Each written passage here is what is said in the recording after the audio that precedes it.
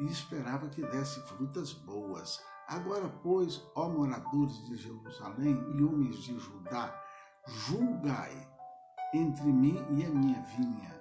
Diz assim, versículo 4, que mais se podia fazer a minha vinha que eu lhe não tenha feito? Porque esperando eu que desse uvas boas, veio a dar uvas bravas. Agora, pois, vos farei saber o que hei de fazer a minha vinha. Tornarei em deserto, não será podada nem cavada, porque a vinha do Senhor dos Exércitos é a casa de Israel. Então, vamos lá, uma aplicação aqui. Aqui, queridos, é um cântico. Esse cântico é uma metáfora, ou seja, uma linguagem figurada, queridos, do relacionamento de Deus com a sua vinha, certo? O povo de Israel aqui é considerado esta vinha. E aqui essa parábola, queridos, ela nos mostra o seguinte, o desapontamento de Deus perante a uma planta improdutiva. Essa vinha aqui é Israel. Deus plantou Israel através da descendência do Abraão, do Isaac e Jacó. Deus fez deles uma terra fértil. Deus os abençoou, os favoreceu, os numerou, dádivas, os chamou para ser o seu povo, uma nação santa, um povo eleito, certo? Deu a eles leis, enfim, Deus deu a eles condições de dar frutos e bons frutos. Era isso que Deus esperava da nação de Israel, povo de Judá, povo de Jerusalém, os descendentes aí do Abraão, certo? Eles tinham uma bela aparência, porém os seus frutos se tornaram frutos azedos, frutos inúteis. Então, ao invés de justiça, aqui nós vemos que o eterno Deus encontrava desobediência. Ao invés de fidelidade, queridos, havia traição, havia maldade, havia pecado. Então, nós podemos sentir em uma intensidade muito menor a dor que Deus sente quando fazemos o bem a uma pessoa e ela nos retribui com ingratidão. Ou seja, você já fez bem a uma pessoa e essa pessoa foi ingrata com você, como é que você se sentiu? Certamente você ficou chateado, chateada. Certamente você ficou triste. Então esta é a situação de Deus. É como aquele lavrador que planta uma vinha, o pé fica bonito, mas o fruto é ruim, o fruto é azedo. É isso que fala aqui essa parábola. Deus plantou Israel, os abençoou, esperava frutos e o fruto foi mau. No Novo Testamento, a Bíblia compara nós cristãos também como essa fruta. Deus nos escolheu para darmos frutos, mas será que os nossos frutos têm sido bons? Continuando aqui no versículo 4, fala assim, que mais se podia fazer a minha vinha que eu lhe não tenha feito? Que mais se podia fazer? Aqui nós vemos que Deus, querido, alega ter feito tudo o que podia para atribuir honra, para atribuir bênção, proteção a um povo que não merecia. Essa foi a postura do povo de Israel. Deus estava fazendo a eles bem, mas eles não estavam reconhecendo. Então, Deus, ele trabalhou com todo cuidado. Desta forma, queridos, ninguém poderia alegar que Deus era indiferente. Israel pertencia ao único Senhor do universo, o Pai amoroso, fiel, mas não retribuiu a sua bondade. No Novo Testamento nós encontramos também o Senhor Jesus declarando como a vinha que concede àquele que nele crê o alto privilégio de ser o seu ramo. Lá em João 15, 1, 8. Você e eu, no Evangelho de João, no capítulo 15, Jesus também nos compara a uma vinha. Ele diz, olha, não foi você que me escolheu, mas eu te escolhi para que vades, deis fruto, o fruto permaneça. Será que nós, cristãos, estamos dando fruto? Deus estava aqui frustrado, decepcionado com aquele povo que ele havia plantado, abençoado, honrado e que agora não estava dando fruto. Da mesma forma sucede o relacionamento de nós cristãos com o Senhor Jesus. Ele espera de nós, queridos, fruto. O versículo 8 e 9 diz, ai dos que ajuntam casa a casa, reúnem campo a campo, até que não haja mais lugar, fiquem como únicos moradores.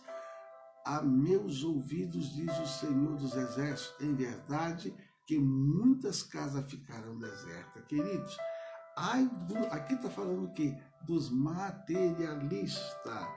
Desde que o Senhor prometeu dar Canaã ao seu povo, ele concedeu aos filhos de Israel as leis mosaicas que determinava como a terra deveria ser dividida de forma justa, certo?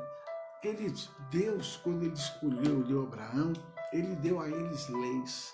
As terras tinham que ser divididas. Deus iria honrar, Deus iria abençoar, mas eles estavam gananciosos. Quantas pessoas existe hoje assim, essa ganância? Você sabe que hoje no mundo muitos têm muito e muitos têm pouco. Na verdade, a riqueza do mundo está na mão, como se diz aí, uma linguagem figurada, na mão de uma meia dúzia de pessoas no mundo. Se acham donos do mundo. A grande população. É o que Deus está tratando. Quando Deus der a você, entenda, Ele vai te honrar. Mas Ele quer que você também honre e abençoe a outros. É o que está tratando aqui, queridos. Olha, a cobiça de alguns foi tão grande que eles juntavam para si casas e campos, tornando-se arbitrariamente proprietários de grandes riquezas. Miqueias 2:2.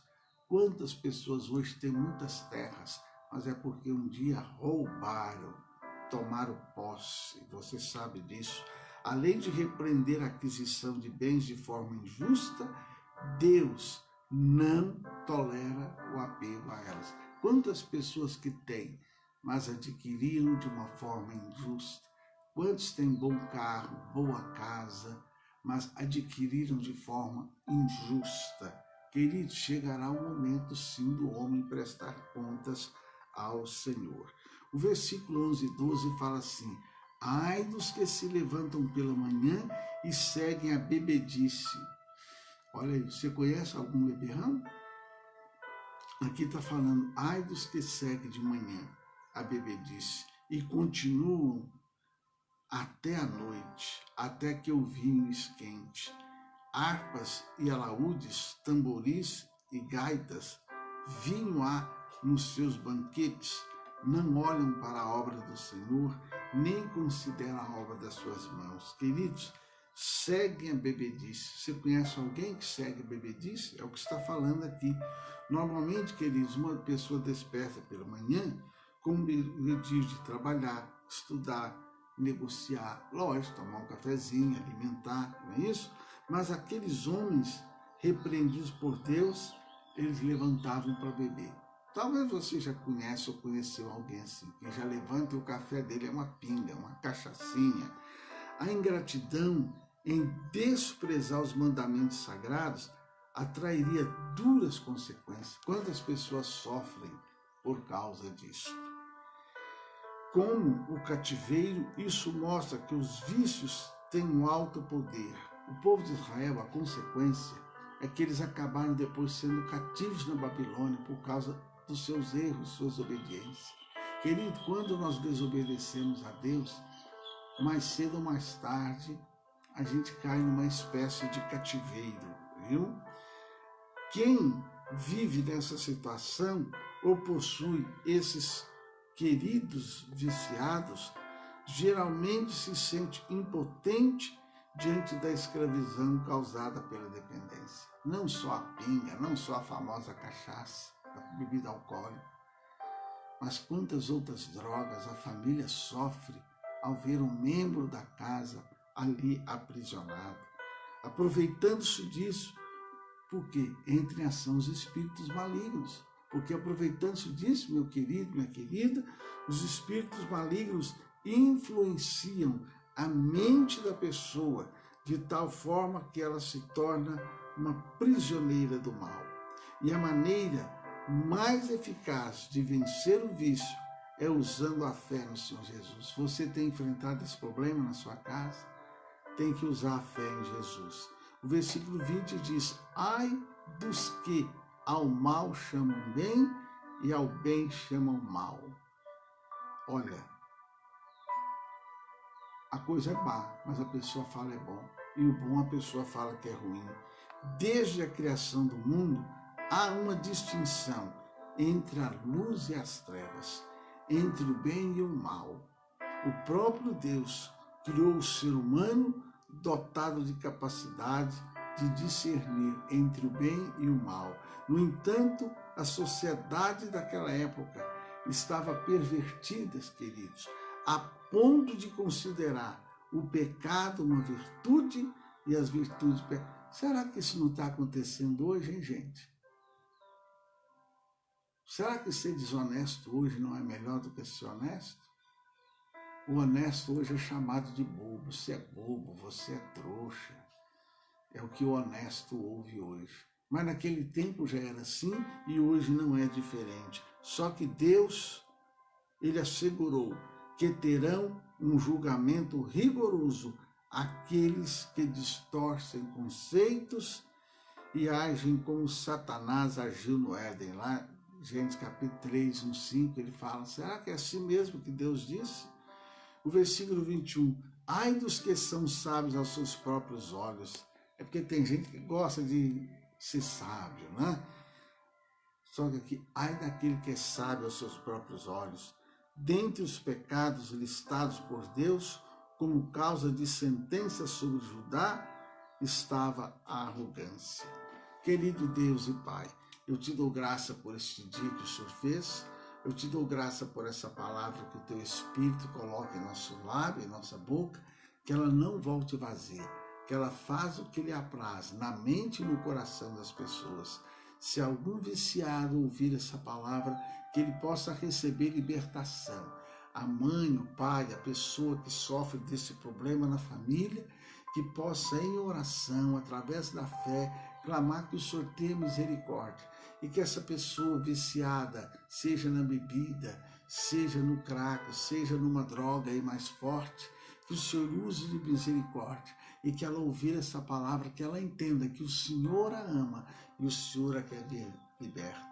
Meu Deus, se houver alguém que se julga sábio aos seus próprios olhos, possa através dessa palavra meditar.